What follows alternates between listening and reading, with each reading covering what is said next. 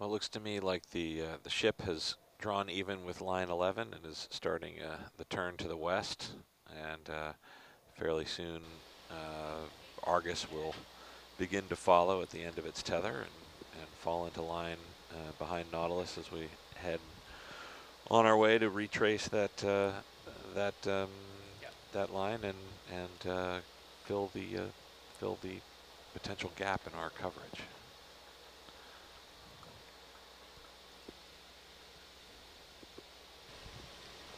That's right. So we, within the last few hours, have finished that additional survey area to the west of our initial survey area, and have tracked back to line 11, which is a place where our team noticed a gap in coverage. So we determined it was in the best interest to bring the side scan sonar back into this neck of the survey area just to do a once over, make sure that we fill in everything as completely as possible. And then the plan is to bring Argus to targets 30 and 31 to get a visual over those. So that should, in theory, be happening within the next few-ish hours. And when we're, is that right? Yes. Okay, cool. And it looks like the the captain in heading north has kind of wisely followed the boundary of our initial survey area. So we've actually charted new territory on our way up here before we make our turn and cover our previous tracks. And this line 11 is interesting because it's near that area that we had those initial coordinates where the Samoan Clipper is believed to have gone down. That is correct.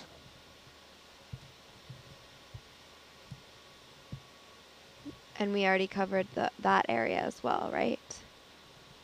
We did. Okay. It was one of the earlier things that we did was to make sure that we ran directly through the reported lost position.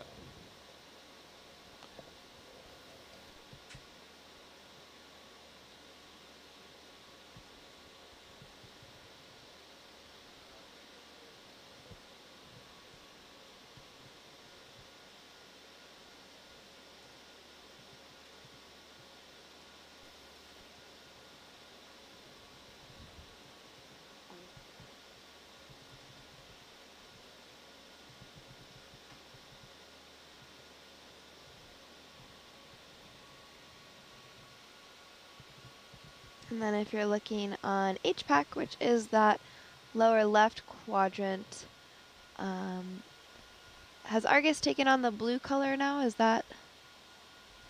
Yeah, that's correct.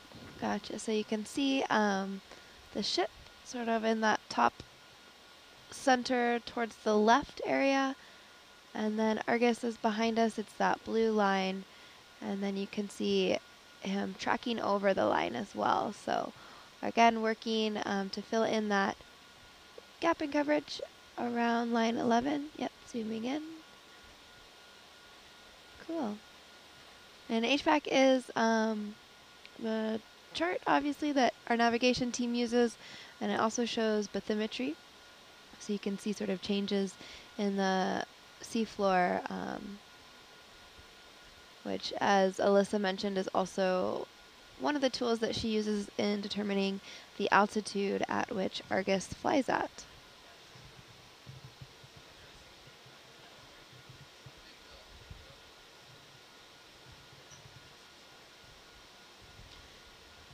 Is that still sort of that pillow lava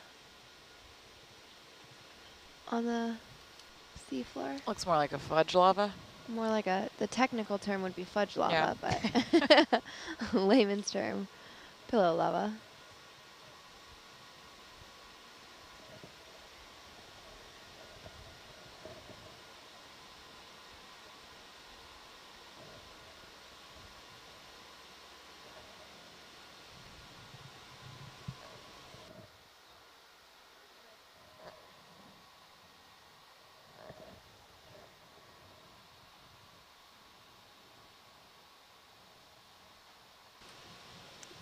And we have some viewers from American Samoa as well. So hey, neighbors. Thanks for joining us. We also have some new additions since I last did roll call. Welcome Taiwan, Spain. You are joined by the U.S., basically from coast to coast, the United Kingdom, New Zealand, Germany, Netherlands, Australia, Finland, Denmark, Switzerland, and Barbados. It is just after, wait, what time is it? Just before 10 o'clock p.m. our time.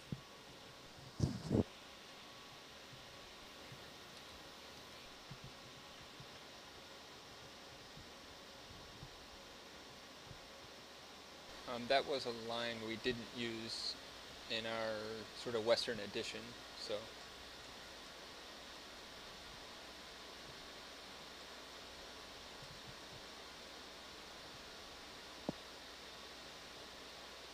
Yep. Stand by. Yeah, we played this game earlier, Ed and I, where we looked at the U.S. and tried to find all of the cities that we could. So I'm trying to, my European geography is not quite up to par.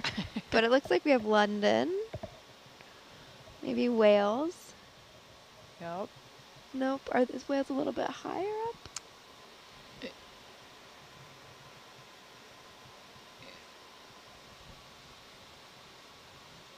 A lot of Germany. A lot of Germany. Yep. Scandinavian states. Rostock, East Germany, I believe, is up here, which is where Nautilus was built in Oh. 1967. That's right. The Nautilus is a German-built boat. It is. It was the Alexander von Humboldt up until 2008 when it became. That the was its second Nautilus. life. Yeah, what was it called first? Do you know? I can't remember. No, but with having just given a couple tours, I really should. I did not know that there was another name. Yeah, it was named the Humboldt in the 70s? 80s? I can't remember. Okay. And it was before that, it was something else. Oh, interesting. It was built in 1967, right? That's the year? Oh, Might have been called the what was that, George? the what was?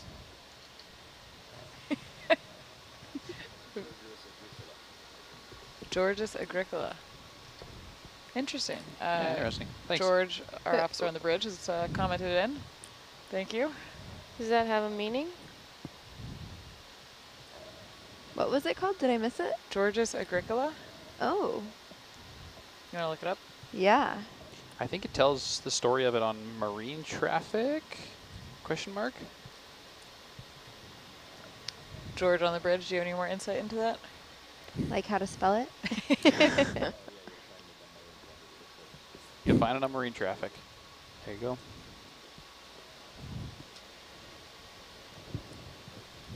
I heard there's a new photo on marine traffic from our last port stop. Ooh. From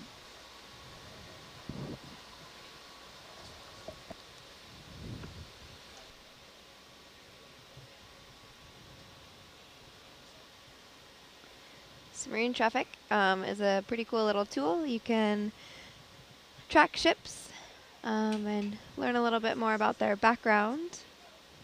It's a fun way to get to know your favorite vessels.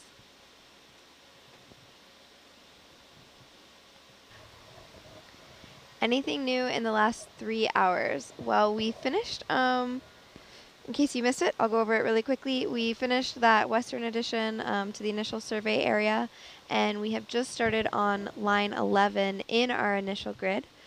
So line 11, there is a space that our team realized there's a little bit of a gap in coverage, so we're bringing Argus back over that area just to fill it in and make sure that we have the most wholesome map possible. And then after that, we will be bringing Argus over to targets 30 and 31. Those are still two of the most promising ones that we have spotted. And so we'll get visuals on those probably within the next few hours and go from there. So that's our immediate plan. Our watch has not marked any new targets. I'm not sure about the other watches. Dee Dee, do you know? Are we still at 58 total? We have It- 60. Yeah, it We're looks at like there's 60? a 60. Okay. So we're at 60 potential targets total. That doesn't include the ones, you know, that's not accounting for the ones that we've since ruled out. So that is total.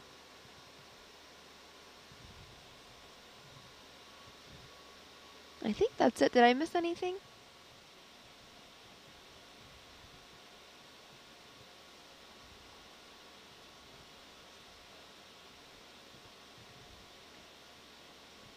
We also had a heated debate about what constitutes a cruise.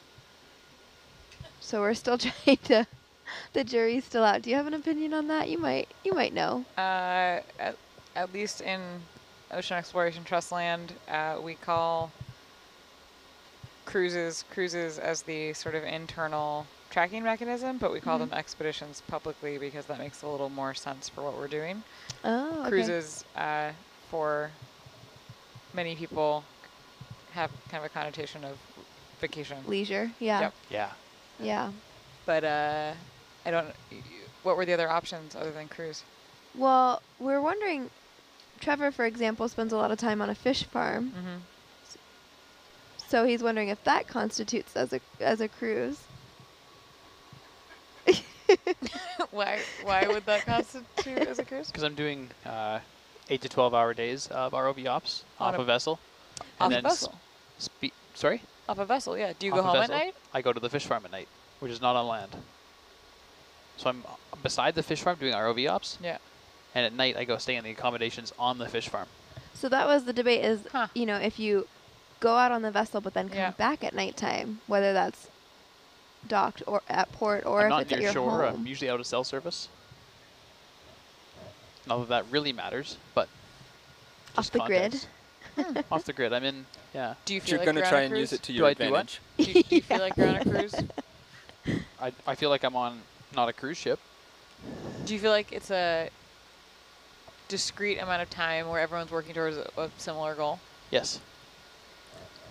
Well, see, then Oh. my work in the Sahara would be a cruise. Yeah, that's a whole nother No, ballgame. but it has to be on a vessel. On a vessel. But I'm not always on the vessel. There's the rub. But the bulk of your 8-hour workday is on the vessel, right? The entire 8-hour workday. The entire 8 to 12 hour okay. workday is on the vessel. Right, so that was the other determining factor is 8 to 12 hours of work on the vessel. Or 8 or 12 hours. 8 or 12, that's right. I don't think 10 counts. Yeah, get out of here with your 10 hours.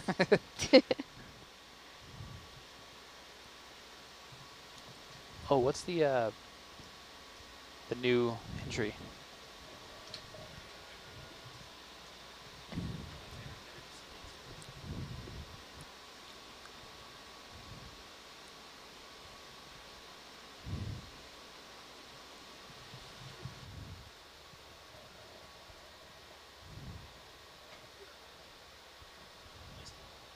So, Trevor, looks like you're also on marine traffic. The other ship name was indeed Georgia Agricola, but there was also a year where it was called Franklin. Just Yeah. Franklin. Just 1 year? I don't think that's right. The marine traffic's got some serious typos on there. Okay, I saw that too. There's also Nautilus. Yes. but Franklin is not a misspelling of Nautilus. Right. It was a something Franklin something. Okay. There you That's go. it. Yep.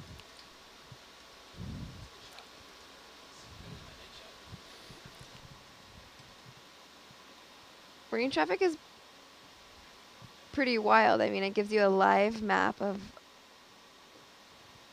a ton of vessels that are currently out and about in the world.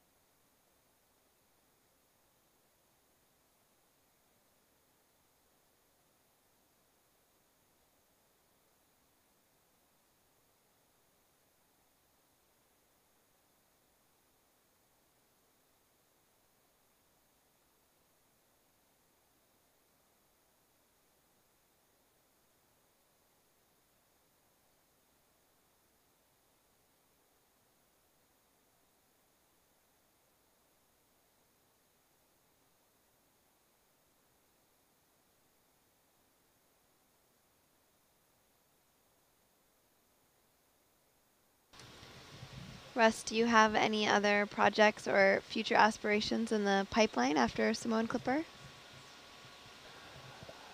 Yes, there's some things that we have our eyes on. Though I've pretty consistently, when that question has come up, have just said that we really want to concentrate on the one right in One front at of hand. us and get this finished, and then move on. But yeah, I mean, we have another active project that we've been studying, this aircraft in the Marshall Islands at a very rare U.S. Navy torpedo bomber, Douglas TBD-1 Devastator, that we conducted a really extensive survey on it last October, where we studied it with still photography, 4K video, 3D photogrammetry, virtual reality, and subsea LiDAR.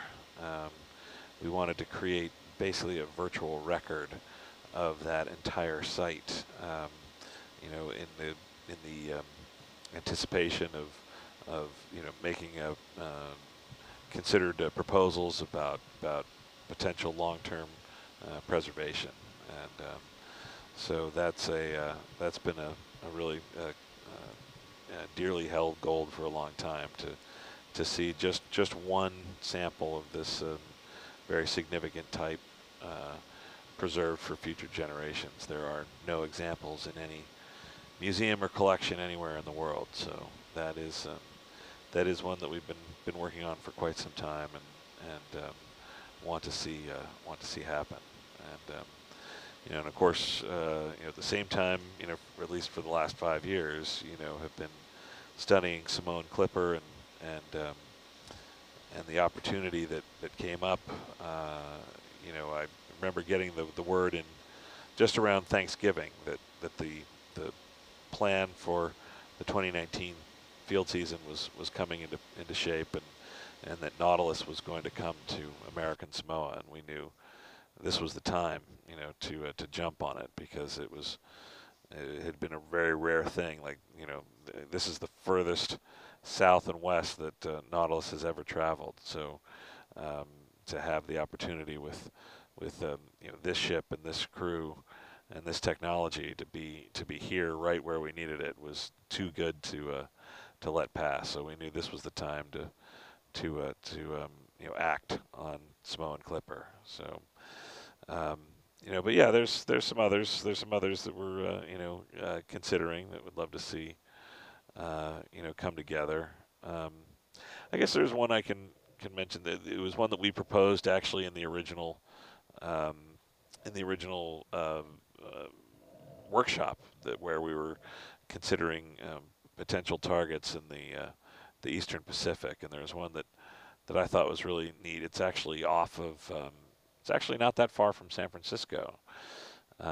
It's a U.S. Navy destroyer, originally commissioned as USS Stewart, with the hull designation number DD-224, and completed just after the end of World War I, and served for the next 20-some years in the U.S. Navy. And it started out in the Philadelphia Navy Yard, and then kind of worked its way around the world until it ended up in the Asiatic Fleet at the beginning of World War II, and fighting in those really kind of desperate early battles with the with the combined American, Australian, British, and Dutch fleets, as the Japanese Imperial Japanese forces kind of swept through that area and through Java, and Stewart was damaged in an air raid, and they brought it into Surabaya and put it into a dry dock to try and repair it, get it back into the fight, or get it on its way back to friendly lines, and they knew the Japanese were closing in, and so they put it in this dry dock that the civilian operators there had never actually serviced a ship the type of something like Stuart, and when they pumped the water out, it slipped off the blocks and toppled over onto its side and was further damaged. And then the Japanese forces were so close that they attempted to do what they could to render it like completely unserviceable, and then retreated. And so the Japanese took Surabaya and captured the Stuart and actually put it back into service. They reconditioned it and put it into service as a patrol boat number 102. And so it served 2 navies in World War II.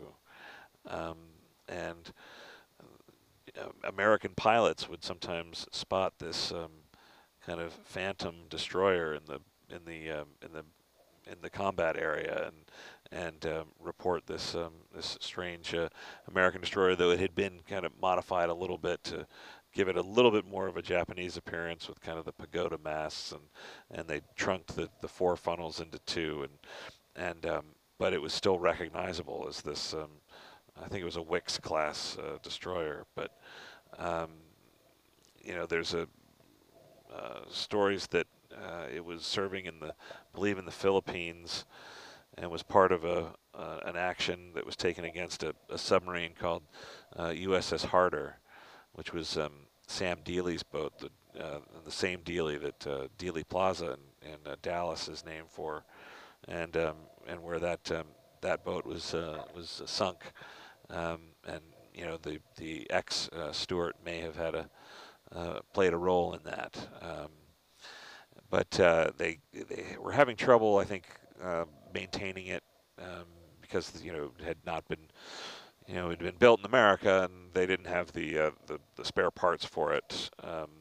The Japanese worked in metric, and of course in the United States we do not, and so it was getting harder and harder for them to maintain it. It ended up just kind of laid up in a backwater in the naval base in Tokyo or near Tokyo, and that's where American forces found it at the end of the war. And at that time, so they recommissioned it back into the United States Navy, but at that time they had already reused the name Stuart, so they couldn't bring it back into the Navy as USS Stuart. They had to recommission it simply as USS DD-224, and a crew volunteered to sail it back across the Pacific, and made it about halfway across, and it broke down so many times they finally towed it back to San Francisco, and there's pictures of it all the way through this incredible service, from its origins right after World War I, and through the early combat in World War II, and there's pictures of it laying on its side in the dry dock, and then pictures of it in Japanese service, and finally there's one really memorable one of it tied up at the wharf in San Francisco with the Golden Gate Bridge in the background, and this still this kind of altered appearance, but where the original bones of the American destroyer kind of showing through, and so it was too decrepit and too obsolete to bring it back fully into the Navy, and they actually not it seemed to apparently not even worth scrapping, but they wanted to give it an honorable end, so it was used as a target for war games exercises off the coast of San Francisco, and sunk there. And there's actually photographs of that as well, of the final moments of it as it goes down, and so it's just there's no other ship that has a history like that, that to have served in 2 navies, through the war, and where every stage of that is documented except for the the final one of it where it rests today. So that would be a neat one to find, and we've actually done a little bit of research on it. In fact, Lonnie Shore, who's on the ship with us now, and who did the initial work in the archives for Simone Clipper, found a communique from the port director in San Francisco to to the director of naval operations, announcing that the ex-Stuart DD-224 had been sunk that day, and at least gives a coordinate. We've got a sinking position for it, but as I understand, they've done some mapping in that area, and it's in the it looks like it's landed in a pretty deep canyon, and one where again, like the standard multi-beam hull-mounted multi-beam won't reach down that deep, and certainly won't find a target that's long and narrow like Stuart. So that one waits, for the right opportunity, but perhaps because it's there, near a major American city that gets a lot of attention, and there's a lot of great vessels that come and go there. Like, maybe the stars align, and that's one that'll get its chance. So there, I actually did tell you one this time. All right. Yeah, that's an incredible story, Russ. We actually, I think 2 years ago, did some mapping Yes. in the region of Stuart, which Yes. I'm guessing you're And talking about. That's how we know it's in Yep, a perfect. really deep canyon. So yes, Yep. it was. But that story is just incredible, and it really captured people's imagination. So even Right. as we continued that expedition and did a survey of the USS Bugara submarine, Right. people were still writing in to ask Yep. about the ex-USS Stuart. Yep.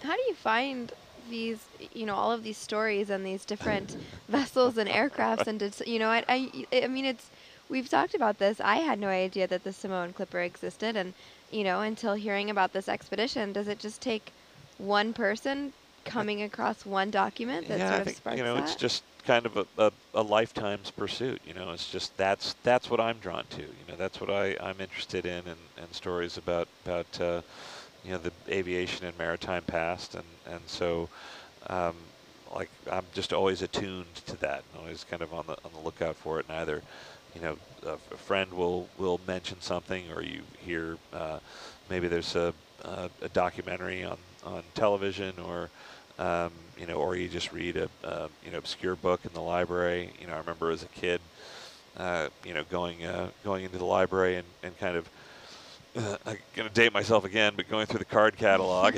and looking for any books that had to do with maritime history or aviation history, and sometimes there'd be collections that would tell stories, great stories from and unusual stories from the past. So yeah, and or just talking to friends that have the shared interest, and sometimes they've heard or know things that you haven't previously as well. So yeah, I don't know exactly where it all comes from. I can't tell you the first time I ever heard the story of the Stuart, but yeah, it's hard to forget.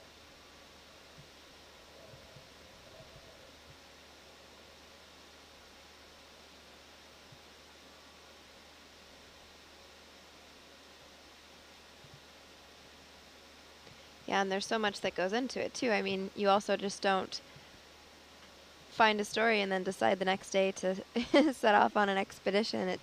This particular project was 5 years in the making, if not longer. Yeah, exactly. Well, yeah, I mean, just over now, because yeah, it was the beginning of, I think probably like about May of 2014 that Jim Delgado called me up and asked me if I'd help him propose some targets for the upcoming workshop with Ocean Exploration Trust, and NOAA, to identify targets in the Eastern Pacific for future explorations.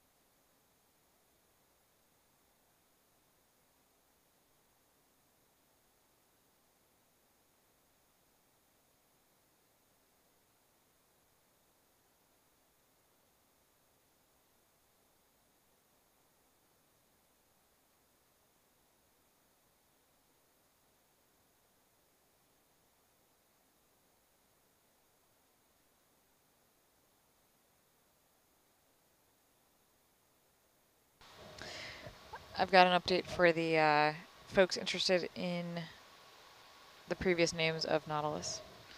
So before Exploration Vessel Nautilus was Exploration Vessel Nautilus, it was the Alexander von Humboldt. Before that, Franklin. Unclear what the full name was. And then the very first name of the ship was the Georges Agricola. And Georges Agricola was a German humanist, scholar, mineralogist, and metallurgist, born in Saxony in, get this, 1494. So slightly, Old. a few centuries ago. Georges Agricola is known and referred to often as the sort of founder of the field of geology as a scientific discipline, which is quite interesting. So he was, again, from Saxony, part of the Holy Roman Empire, and took a particular interest in mining and refining of metals, and wrote a pioneering text that was published in 1556. What was the ship's mission while being the Georges Agricola? That information I do not have. I'm just telling you about who Georges Agricola was, which I suspect means that the ship had probably a geology focus. Interesting fun fact is Agricola is the Latinization of the word farmer, Wow. which is understandable. But Georges is also. George or Georges derives from the Greek word, which means farmer or earthworker. Therefore, his complete name translates to farmer, farmer. Farmer, farmer. Wow. Is that the original Bodie McBoatface? Oh, no. You went there. There it is. Russ wins that round. I had to look around the corner to see that smile on your face. Farmer, farmer. Farmer, farmer. Farmer McFarmer. Yep. Farmer, farmer. Yeah, so Nautilus in a past life was Farmer, farmer. farmer, farmer. Has Nautilus always been a research vessel? That is a fantastic question. Nautilus was built in the 1960s in East Germany. And it was reported to be a research vessel. But East Germany in the 1960s had a lot going on. Mm-hmm. So whether it was just doing research on oceanography and chemistry and geology, or if it was also doing research into geopolitics and Oh, interesting. Yeah. you can Yeah, research can be applied to Yes, many things. exactly. Yeah. Yeah. It's sort of an all-encompassing, Yes. or it can be. Farmer, farmer. Rather cold research, you could say. Cold research. Yes. Yeah. I think you could say that. Yeah.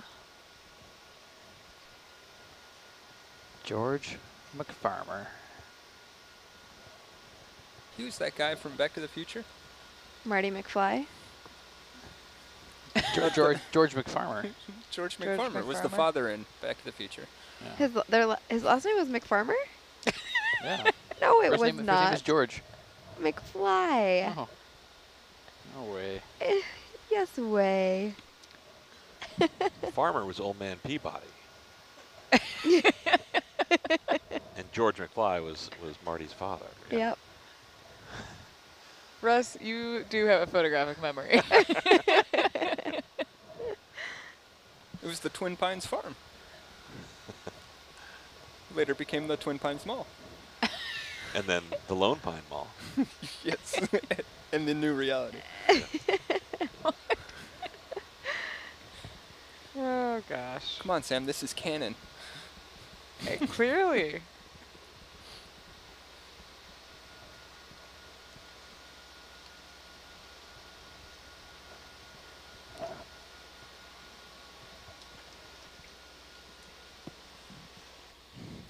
George McFarmer.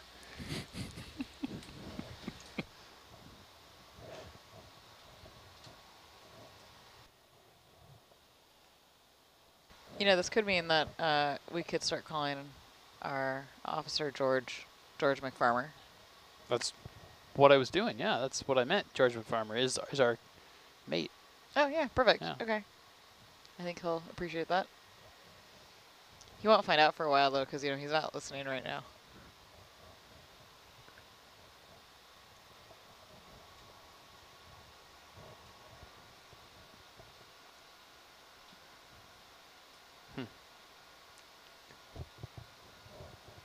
He's actually not listening. Wow. I'm surprised. Flipped us off.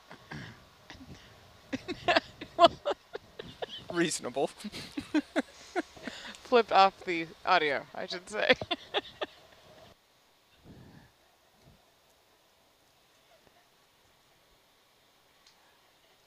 Yes. Probably did.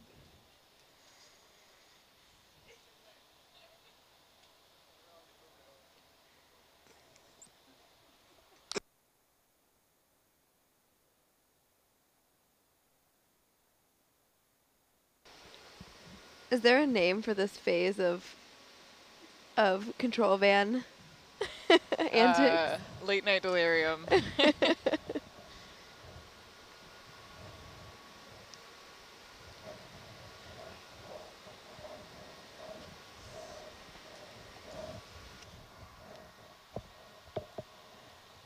There should be a name though. That is a good point.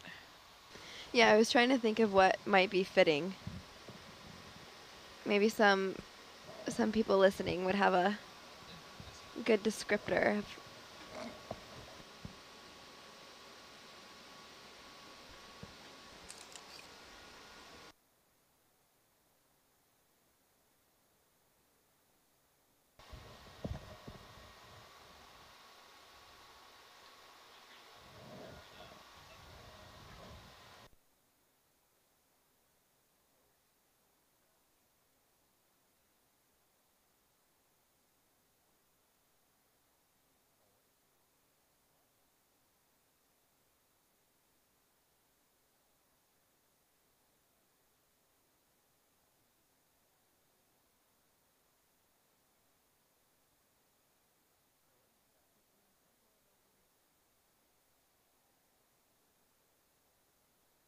Ooh, what was that? Oh, there it goes.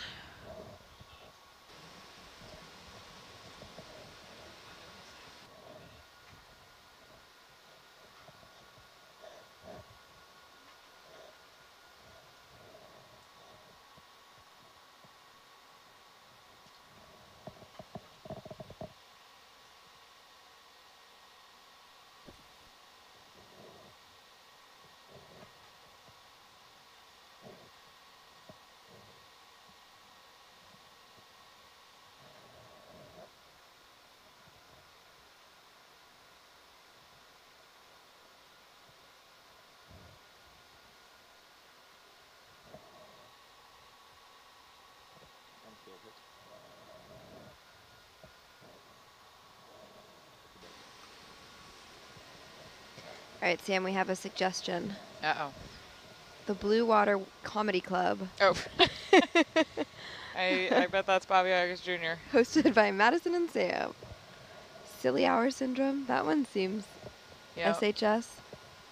Blue Water Comedy Club is certainly something that has been proposed before, but normally blue water is as the vehicles are ascending or descending. So, but this is a different kind of blue water. It We're is. non-sending. Non-sending.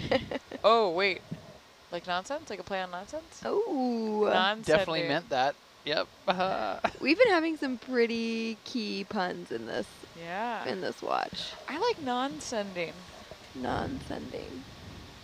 So when you're, but that's when you're getting a little off the rails, but not during a blue. But there's still some rails. Still some rails. Non-sending. Non-sending.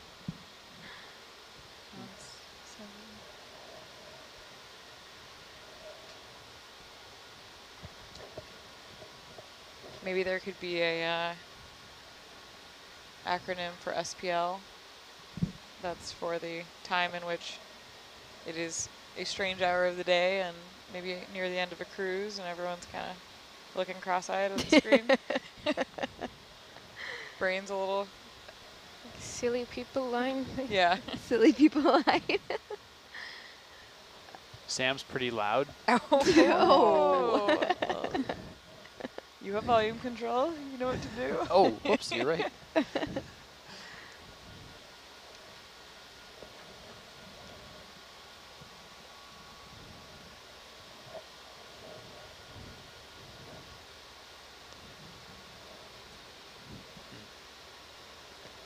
Fair.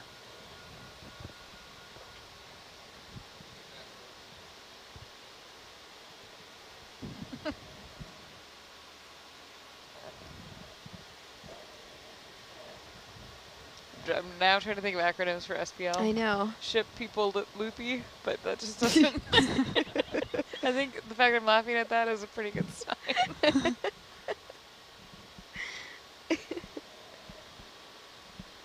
I like ship people loopy. That's it. Kind of also like captures the feelings.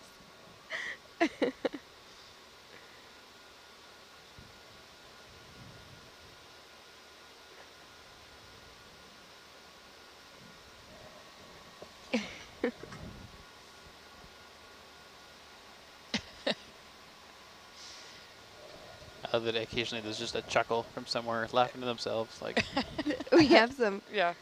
pretty good suggestions coming in here. oh boy, Yeah. oh boy. Non-descending delirious disorder, Yep. NDDD. Ned. Ned. Ned. There it is. Suffering from a case of Ned. Found it. Huh.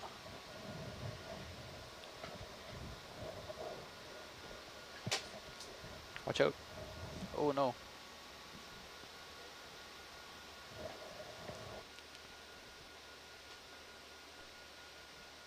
Russ, oh, Down there now. Russ, when we're doing these sorts of dives and you're doing this work and you know, finding sort of these rare shipwrecks and airplane wrecks, what is the process between determining whether or not to recover it, and if, you know, the decision is made to recover it,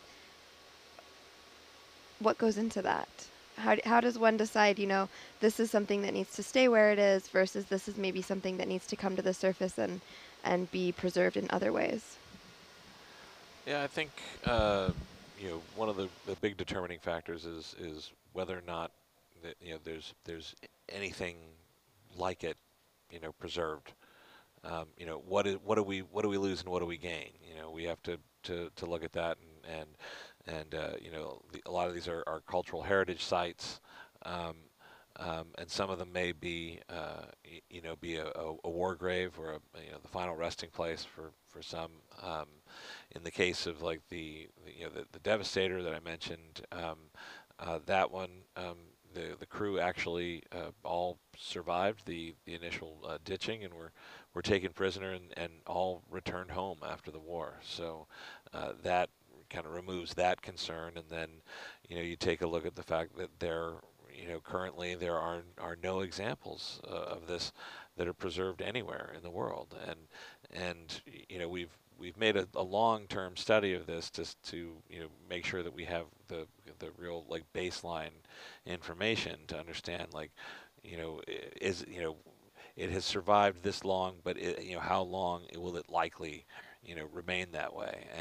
And over the course of several years, we've, you know, been able to observe that it is deteriorating. It is, you know, slowly, but it is you know, going away. So you know, you know, in this case, you know, we have an opportunity perhaps to save something of this, some you know, tangible touchstone on these events and to some piece of you know, that history, and where, you know, if you can just, you know, just save one, you know, one that would be the representative example, and one that really kind of serves, you know, to tell the story of them all. I mean, there were, you know, 129 that were built ever, and you know, there are none that exist, at least, you know, not in a preserved state. And so, you know, this would be a chance to tell all of those stories and to tell this as well, the, you know, the unique story of this individual aircraft. So, I think that's the way, at least in that instance, how we view that one. But it's been a very long and deliberate process, to understand it, to document it, to make sure that we really that is the case that we can make, that this one is the the best chance, the last best chance to see some example of this saved for future generations. So yeah, that's I would say that's that's the thought process, at least in that one instance. Are some of these areas too, have they gone on to become, protected areas, either in terms of a natural reserve or otherwise? Well, yeah, I know. Well, in the case of Stewart, I believe it actually is in a national marine sanctuary. I think it's now the name totally escapes me. Cordell Bank. Thank you, Yep. thank you. Yes. So, and of course, in the case of Stewart, like a 3,000-ton destroyer, like we're not contemplating any kind of recovery on that. That would be simply a mission to locate it, identify it, and document it.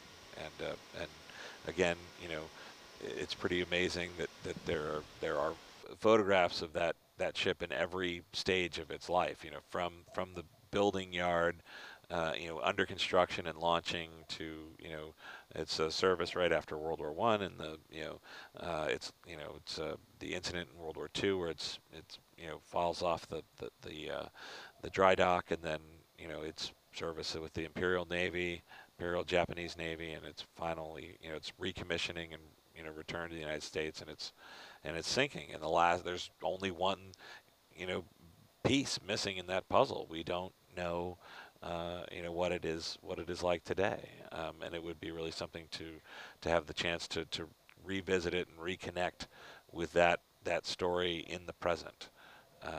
So yeah, that's so we apply a different thinking to that particular site. It is a bit of a different notion too, when we think of, at least when I think of, sort of historical sites, they're always on land and we can go and physically be there and see them. And so to have these places that are maybe in depths or in regions that are unreachable, but we can still appreciate them and sort of understand the history even when they're not super, super tangible is like another layer. Yeah, and that's where, in the instance in this site in the Marshalls, where we have a unique opportunity in that there were two aircraft that ditched together in that spot.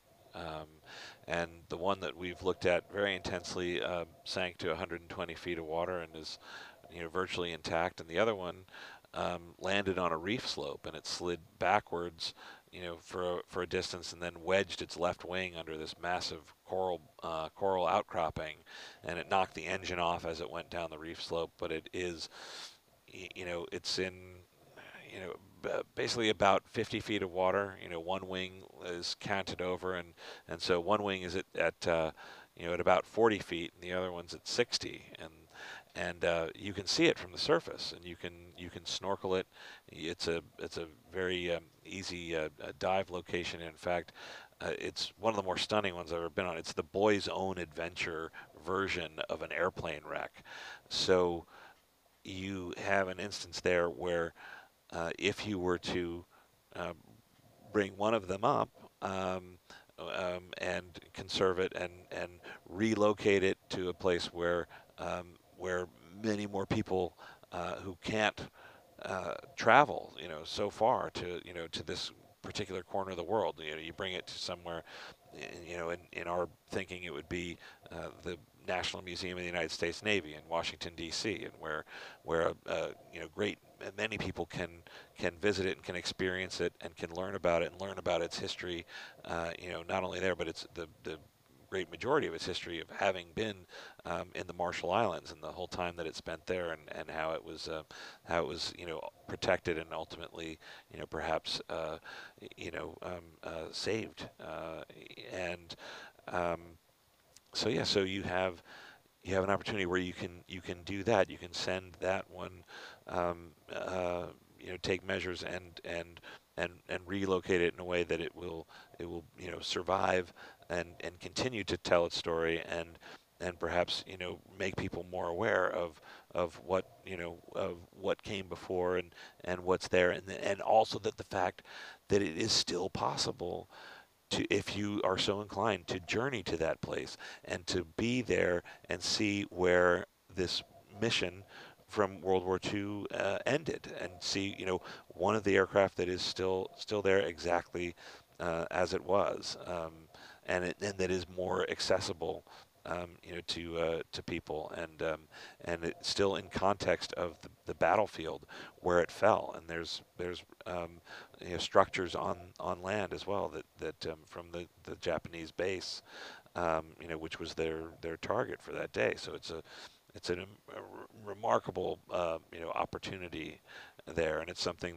that we've been very carefully over the years drawing up our proposals, and we hope to soon be presenting those to the authorities, both here both in the United States with the U.S. Navy, and also the authorities in the Historic Preservation Office and in the national government and the local government in the Marshalls and at Jalowit, and as well the traditional island leaders, and involve everyone in this process, and really hope that we can get to the point where we all agree what we think is the best possible outcome for this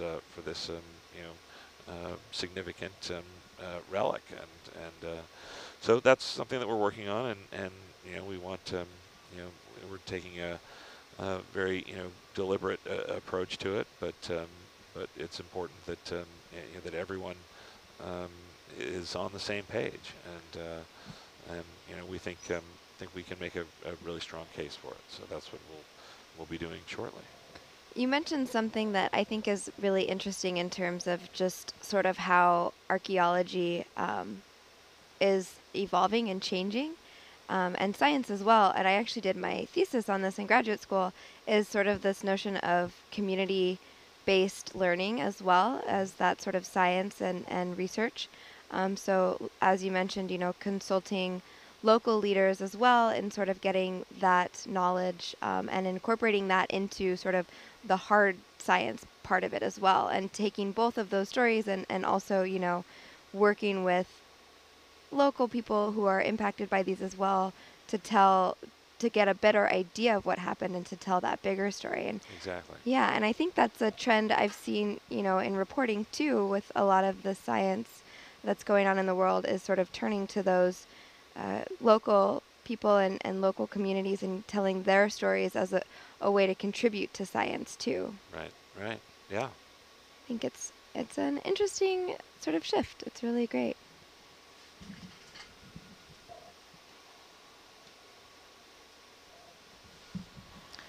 Maddie, what kind of stories do you like to tell? Oh, that's such a hard one. My focus is I try to keep it sort of in the realm of environmental science and policy, and then, marine related stuff. But I think the most important stories to tell are the ones where there's a human impact involved.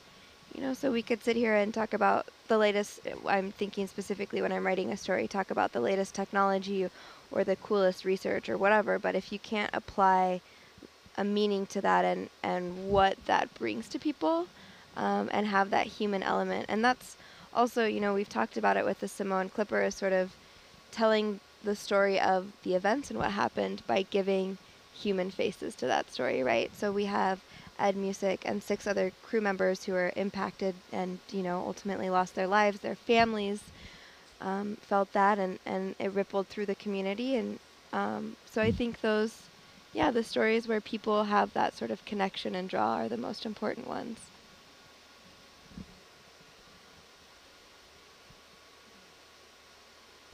We talked about this earlier, but that's one of the things that our viewers often say, is that they're here because they have an interest in ocean science or biology or geology or whatever we're studying, or archaeology, but it's the human aspect, and it's getting to hear what it's like to be in a control van for Yeah. 4 hours a day, and Yeah. what, you know, what kind of conversations develop, and hearing how the watch shifts get to know each other over time and how that dynamic changes, and that's the side folks like to hear. But Sort of the behind the scenes and how it all works too.